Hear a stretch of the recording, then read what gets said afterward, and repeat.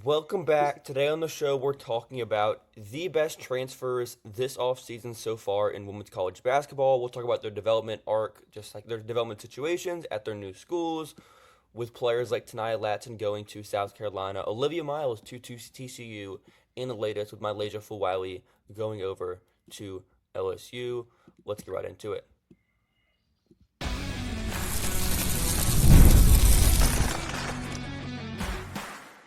You are Locked On Women's Basketball, your daily podcast on women's basketball. Part of the Locked On Podcast Network, your team every day.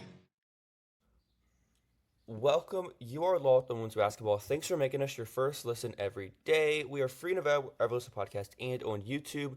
This episode is brought to you by Monarch Money. Take control of your finances with Monarch Money. Use code LOCKEDONNBA at monarchmoney.com for 50% off your first year. My name is Hunter Cruse. I'm your Saturday host covering the WNBA draft and prospect scouting. Today I'm joined by my co-hosts Emily Adler and Lincoln Shafer. Emily covers draft posting, player development, and the game within the game. Lincoln also contributes to our draft coverage here at Locked On Women's Basketball. And the next, let's start at the top of what most would consider the best transfer this offseason between Olivia Miles and Tania Latson. But let's start with Tania Latson first, going from Florida State to South Carolina. What were your initial thoughts about this transfer decision? Thought one was yay. Thought two was ooh fun. I mean, look, she's going. No disrespect to Brooke Wyckoff, I have quite enjoyed the Florida State experience since she took over years ago. They've been fun teams. They've been very fun teams. But Florida State was going to be pretty mediocre next year, sort of just with the talent on the roster, unless there were some breakouts we weren't expecting. So just from like a college basketball perspective, this is very fun. From a specifically developmental perspective, it's not that Brooke Wyckoff is necessarily bad. It's just that Dawn Staley is Dawn Staley, and no one really develops anyone the way that Dawn Staley does. If Tania Latson is going to become a more thoughtful playmaker on the drive, if Tania Latson is going to be just like not a defensive sieve, this is a pretty good place to go. This pretty instantly raises her, I think for me, from a 45 to like a hard 50. Latson is a fun fit at South Carolina. They're graduating Bree Hall. MiLaysia Fulwiley enters the transfer portal. She kind of slots into the leading scorer role at the guard position in a really fun way. This is not really an archetype that we've seen. It's kind of what Fulwiley was doing, but more consistent. It's like halfway between Fulwiley and Alicia Gray. Yeah, which is it's a fun fit and a fun player. South Carolina also added Medina Okot from Mississippi State, who is 6'6", moves really well, can kind of put the ball on the floor a little bit, and does a whole lot of fun things. And I'm excited to see what possibly 2 seasons under Dawn Staley looks like for her. That could be a really fun a basketball fit as well. In terms of archetype, they're just kind of running it back to 2020. Right. Yeah, I mean, it worked. So. And it was fun. Yeah. Rest in peace, Tessa Johnson minutes. Yeah. My other favorite. Wait, no, that doesn't make any sense. No. Yeah, She'll take over Malaysia's minutes. Okay, we're good. Yeah, she's still getting minutes. No, she'll get more minutes because Malaysia left. Okay, there we go. Mm-hmm. Speaking of which, MiLaysia Fulwiley just committed to LSU. Oh, did we think there was ever another like legitimate landing spot there? It was LSU all the way. 2 minutes after she entered the portal, Lincoln told us. So LSU coded. She's the most Kim Mulkey transfer guard. Like, I can't understand the vibes, the on court inconsistencies. It's very, very Kim Mulkey transfer guard. Can she be Turbo Alexis Morris? Because that sounds awesome. Alexis Morris with a turbo button is a great player. This is a way that she can kind of, I'm not sure rein in is the right word, because I don't know if there is any way to rein in MiLaysia Fulwiley, but she's going to be doing different things because she might be the starting point guard. Who else would be? Caitlin That's Gilbert? why. That's why A that she's freshman? probably the starting point guard. When was the last time Um, Kim Mulkey started a freshman point guard? Yeah. Been a Might be minute. Alexis Morris. Huh? No. Do you want to cut that in post? I don't care. But no, I mean, look, we're basically taking last year's like hoopers all the way down at LSU and just like turning it up. Like Bottle we now style. have like no impactful front court talent. Like, sorry, Amaya Joyner, and we're just putting in basically like, all right, stand there, do some rebounds, cut. Meanwhile, the guards are just gonna like wreak havoc for 40 minutes.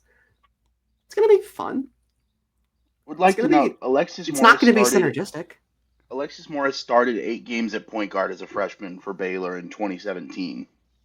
Was that point guard? It might have been. It was a 2016, guard 17? spot. 17, 18. 17, 18. No way. D.D. Richards had to be started then, right?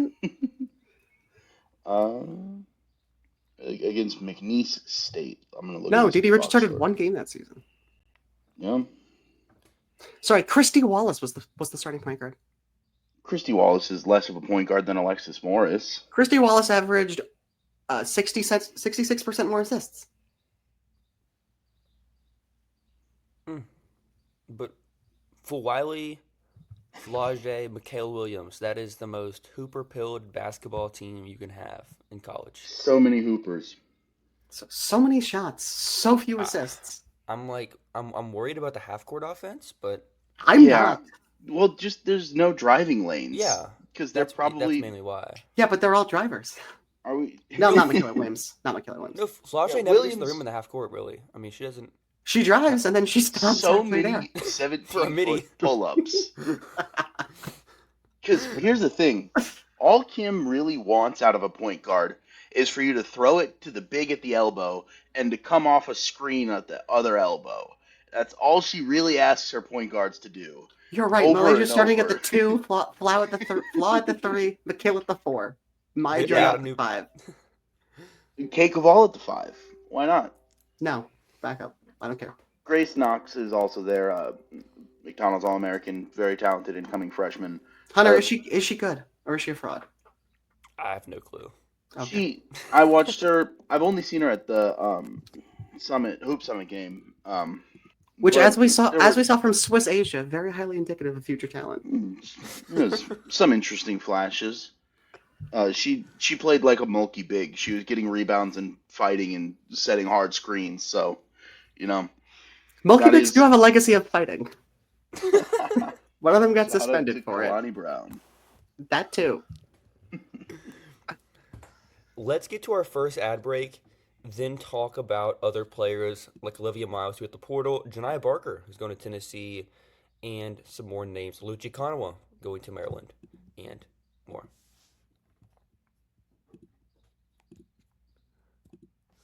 Ever check your bank account and wonder where did all my money go? Between dining out, online shopping, and entertainment, it's easy to lose track. That's where Monarch Money comes in, your personal CFO giving you full visibility and control over your finances. Monarch Money isn't just a budgeting app, it's a complete financial command center. You can track all your accounts, investments, and spending all in one place. So you stop just managing your money and start building wealth.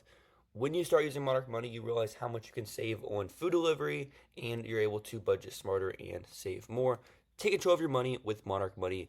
Use code LOCKEDONNBA at monarchmoney.com for 50% off your first year. That's monarchmoney.com, code LOCKEDONNBA for half off your first year.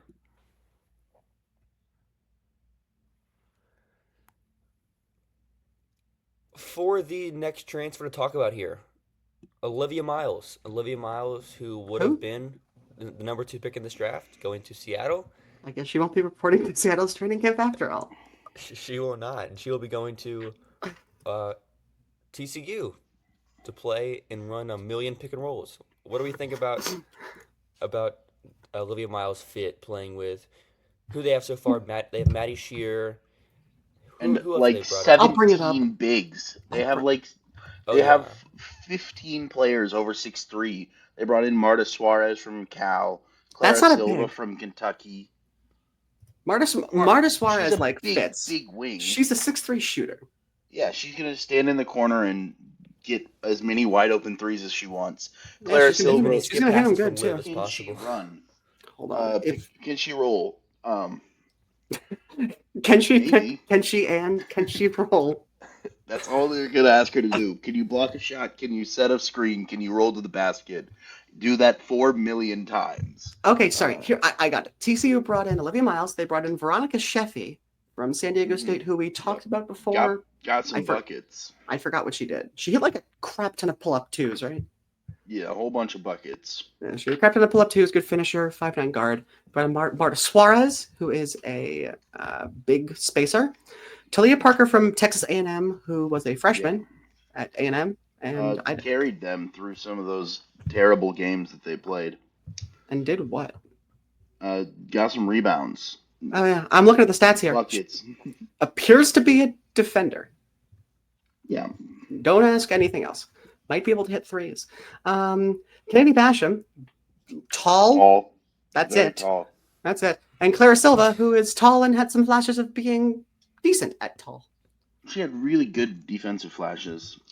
Yeah, Kentucky. Yeah. Although then again, defensive flashes from a guard under Kenny Brooks are often fraudulent.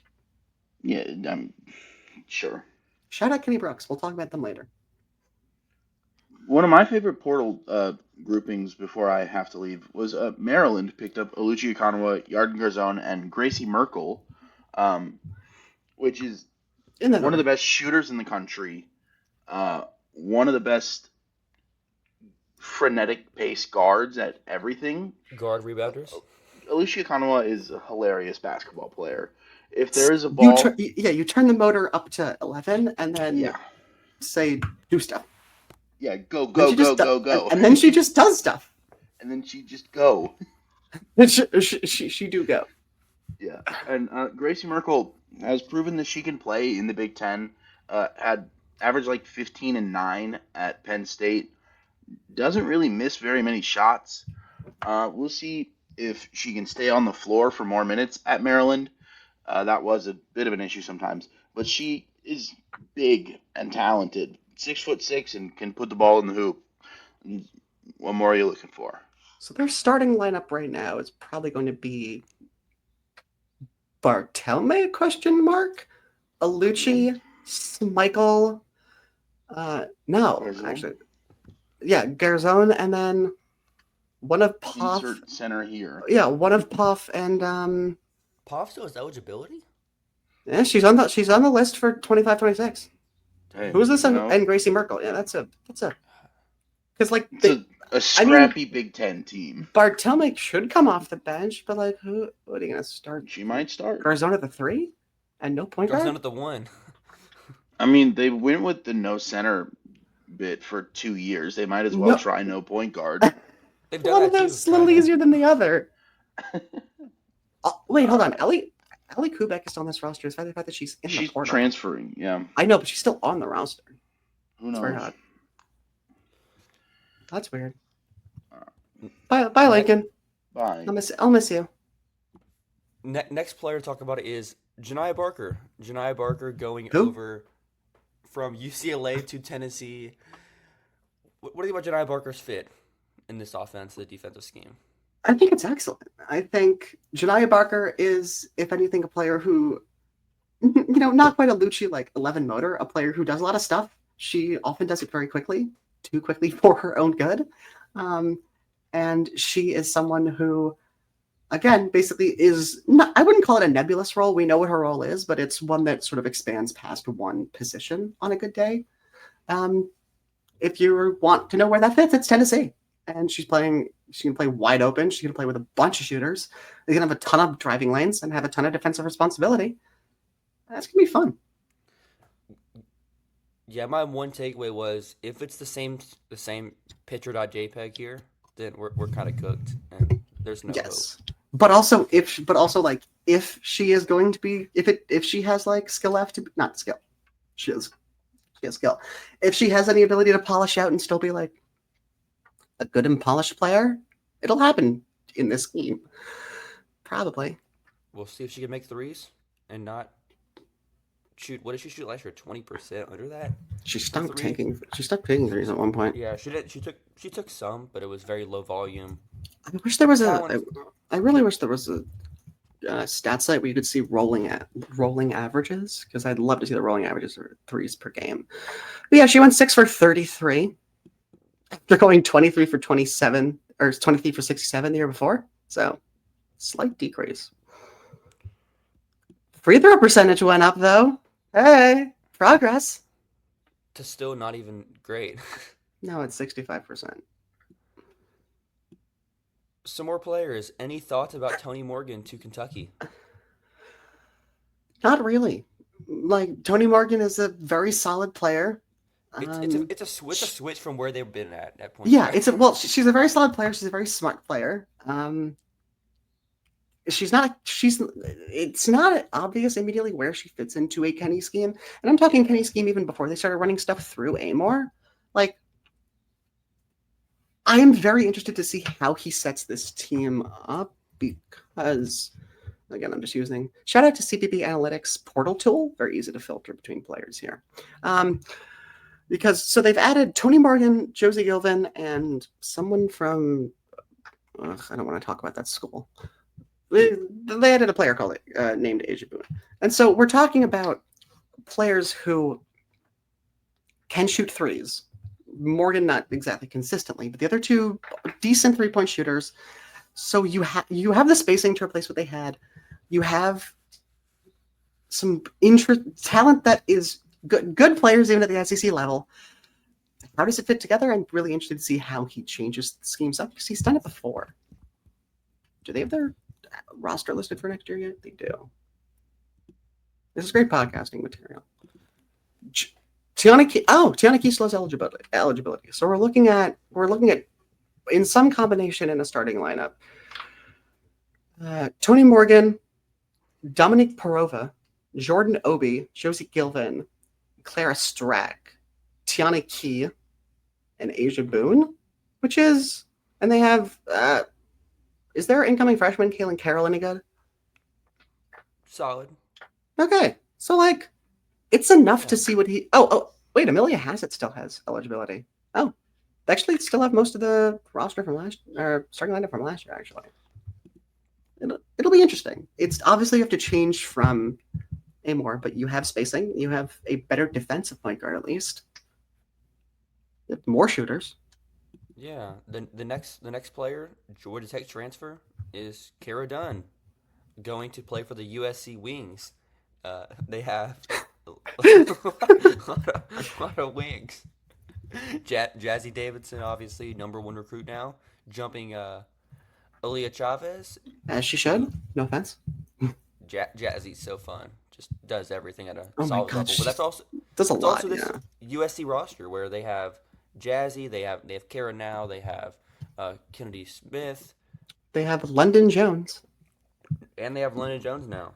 So. They had a 6'2" transfer from Wazoo, who can rebound and hit free throws. 5 for them. I don't know. What, Wazoo or USC? No, for USC. Hunter, that's an amazing question. Who even has eligibility?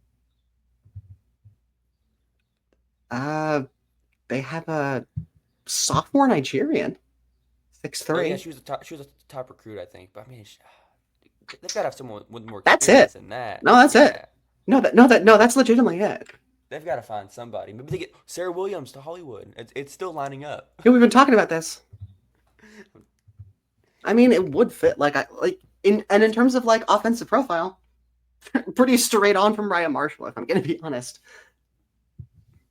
Would it be bad? Would it be bad player? Brian Marshall was a pretty solid offensive player last year, for as weird as that is to say out loud.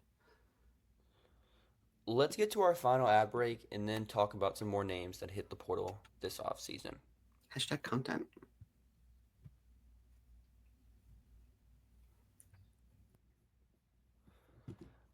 All right, for segment 3, to run through some more of these names, Danny Carnegie, another Georgia Tech transfer going to Georgia. I don't think we have to talk about that. I mean, like I like Danny Carnegie, but like I don't just like want I don't think we have to I talk just about want to give a Georgia. quick shout out to Georgia for having Not her, and anymore. I like Amore, but the then they have Bulldogs. they have that transfer from Miami, Ohio too that can shoot it. So they got shooters now, not just mid range. Not they got shooters. Oh, crap. Is that Angelina Gonzalez? Yes, and Yulina Gonzalez. Yeah, she's Unless fun. unless that J got Americanized somewhere along the way. Riley Therakoff at Wake Forest was actually like very competent last year. So that'll be fun. And then someone from Arkansas who played minutes and got rebounds. So We like also have it'll certainly be certainly like for the first few games of the season, it'll be more interesting in Athens than it has been lately. I still don't expect them to be watchable come January. There's also Keelan McMiller going to Penn State. Mm. I mean, it's Penn State. She wanted a lot of money, and Penn State was desperate. She's gonna get a lot of shots. Oh boy, she's going to get actually all of them. Speaking of shots, Talia Scott going to Baylor. Does that count? What? Does that like count as news? I mean, she can score a lot of. No. No, that wasn't a shot at Talia Scott. I mean, she committed like 4 months ago. Yeah, she did commit a while ago. Who else hit the portal that we can talk about? Gal Raviv? Cody McMahon. Oh yeah. To Yeah, let's talk about Ole Miss. They Fighting brought Coach a bunch of, Joe's. let's talk about old Mississippi. Don't ask what the old is harkening back to. Yeah. So you're bringing in Cody McMahon. You're bringing in who can score and get the hell downhill. You're bringing in Spin move. Only the spin move. You're talking about Caitlin Peterson, who scores. Is there anything else on Caitlin Peterson? Like she scores and takes a lot of shots. I don't know what the fit. I don't know what the fit there is going to be. Then you brought in a bunch of big. It's the same idea as KK Deans. But KK Deans was a very good shooter, or a very solid shooter at least. I don't know. What did she shoot last year? She was streaky. I mean, she was streaky. She was also a very solid shooter. KK Deans was 32%. So I mean, shout out her hoop stats. What was she in the prior seasons? 33. Okay. Her career is 35%, but she's also played 100 years in college. She's been playing. She started in college with 2019 West Virginia. They had Kaiser on that team. I'm pretty sure. They actually did. I assure you. No, they literally did. Bria Shop. Yeah, they did. They had her. They had Esme. They had Esme Martinez. They had one more player worth remembering, but I can't remember that starting lineup. I'm gonna find it later and hate myself for not remembering it. Bria Shop to space the floor. Latasha Lattimore, who just kind of gets double doubles at Virginia. So take that for what it's worth. And then a bunch of other players. Dedham Shields is there for some reason. Someone from Central Michigan who played 100 minutes. Someone who scored at Wichita. Another Georgia Tech transfer off the very end of the bench.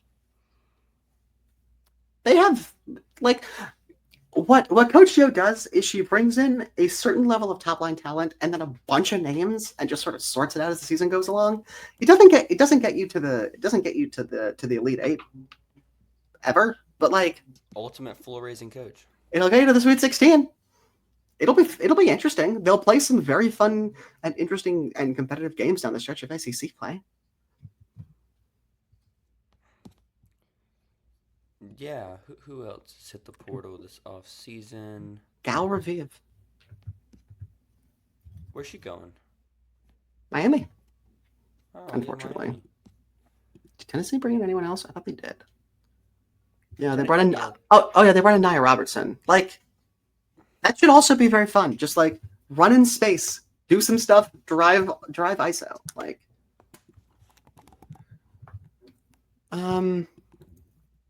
there was some. Neepkin still haven't committed yet. Commit already. It's beyond Neepkins, Heckle, and Sarah Williams. Is there anyone else we're really looking for here? Destiny. I didn't realize, but Destiny Leo's in the portal. Does she have any eligibility left?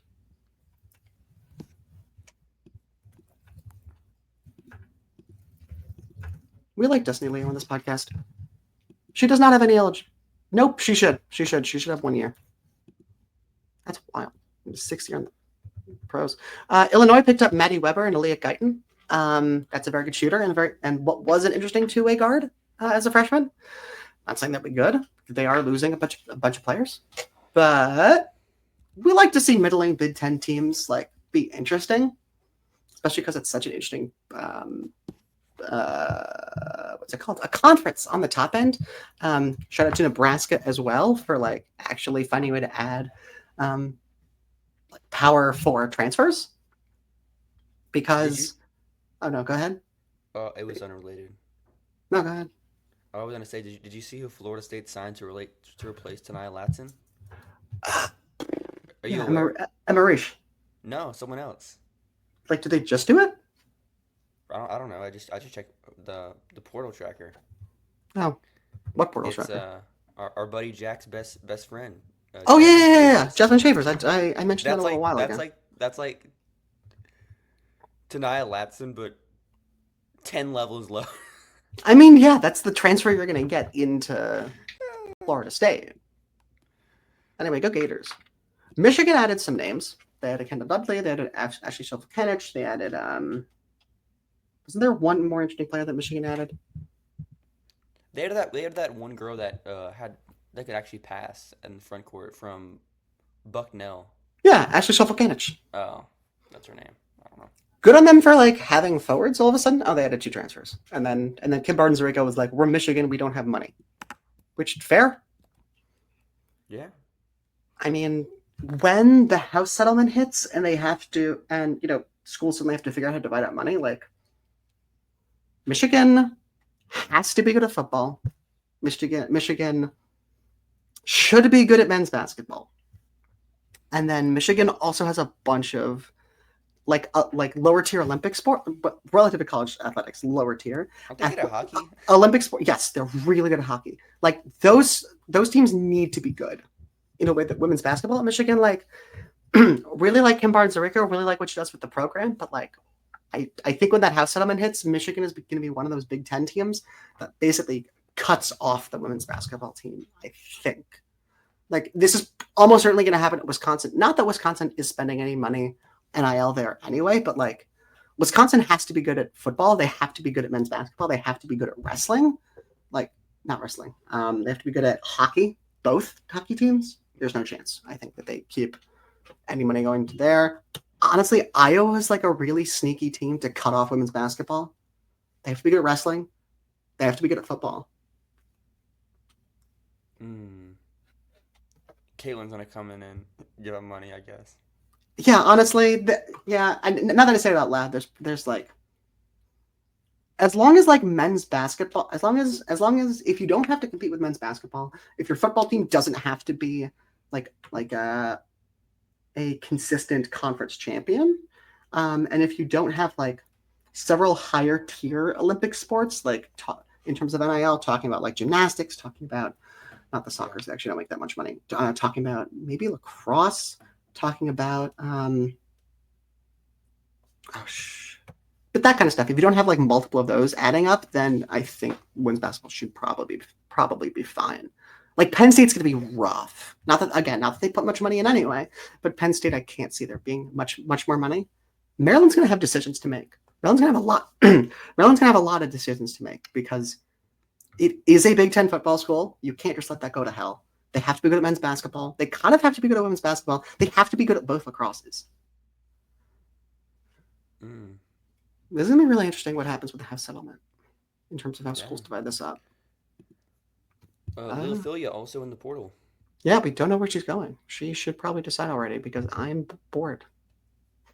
And Nyla Harris as well. Nyla Harris, we know where she went. North Carolina, yeah. Yes, along with Elena Arnonsalo. For those of you who have been listening to this podcast for too many months, I thought after one game she was going to be really good.